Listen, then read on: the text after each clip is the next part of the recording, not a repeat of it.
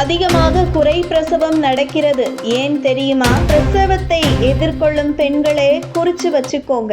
பெண்களுக்கு தாய்மை என்பது மறுபிறவி. மேலும் அவர்களுக்காகத்தான் அம்மாவாக உணரும் தருணம். சிலர் பிரசவம் என்ற ஆளே பயப்படுவார்கள், என்ன நடக்குமோ ஏது நடக்குமோ என்று. அதனாலேயே இப்போது உள்ள காலத்திலெல்லாம் சுகப்பிரசவம் என்பது சவாலாக இருக்கிறது. பெண்களே, நீங்கள் இப்பொழுதுதான் மனதை தைரியமாக வைத்துக் கொள்ள வேண்டும். பிரசவத்தின் போது போராடுவது நீங்கள் மட்டுமல்ல, உங்கள் குழந்தையும் தான் என்ற எண்ணத்தில் மனதில் வைத்துக்கொண்டு பிரசவத்தின் போது மனதை தைரியப்படுத்திக் கொண்டு குழந்தையை பெற்றெடுக்க வேண்டும். கருவுற்ற பெண்கள் எல்லோருக்குமே இந்த விஷயத்தில் கட்டாயம் தெரிந்திருக்க வேண்டும்.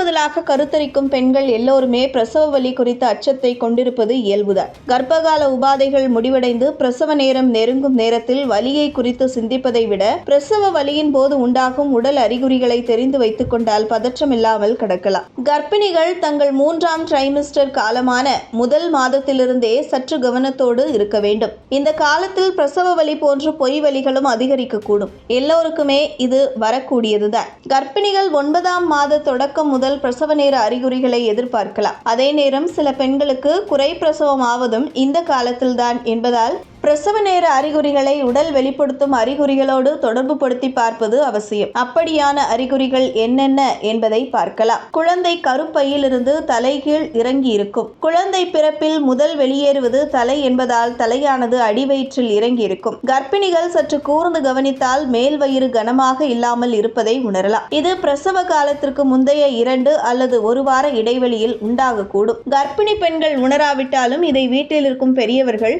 கர்ப்பிணி பெண்ணின் வயிற்றை பார்த்து கண்டறிந்து விடுவார்கள். கண்ணாடி முன்பு வயிற்றை தொடர்ந்து பார்த்தால் உங்கள் வயிற்றின் மாற்றங்களை நீங்களே உணரலாம். உங்களுக்கு கடைசியாக மாதவிடாய் வந்த நாளின் அடிப்படையில் தான் பிரசவத்துக்கான டியூ டேட் கணித்து கொடுப்பார்கள். இது டென்டேட்டிவ் தான், முன்பின் ஆகலாம். 3ஆம் ட்ரைமிஸ்டர் எனப்படும் 7, 8, 9ஆம் மாதங்களில் தனியாக இருப்பதை தவிர்க்கவும். ஒருவேளை தனியாக இருக்கும்போது வலி வந்தால் பயப்படாமல் கையாளும் மனதைரியத்தை வளர்த்து கொள்ள வேண்டும். எல்லா வலியும் பிரசவ வலி இல்லை. லேபர் வலி என்பது கர்ப்பப்பையில் வரும் வலி. மாதவிடாய் நேரத்தில் வலிக்கும் அல்லவா, அதே போல் ஒரு 10 மடங்கு அதிகமாய் வலிக்கும். குழந்தை மெல்ல மெல்ல கீழே இறங்குவதை அறிவிக்கும் ஆரம்ப கட்ட வலிகள் வரும். இதை நன்றாய் பிரித்தறிய உங்களால் முடியும். சிலருக்கு பனிக்குடத்தின் வெளிப்புற நீர் கசிய ஆரம்பிக்கலாம். சிலருக்கு பனிக்குடம் உடைந்து நீர் மொத்தமும் வெளியேறலாம்.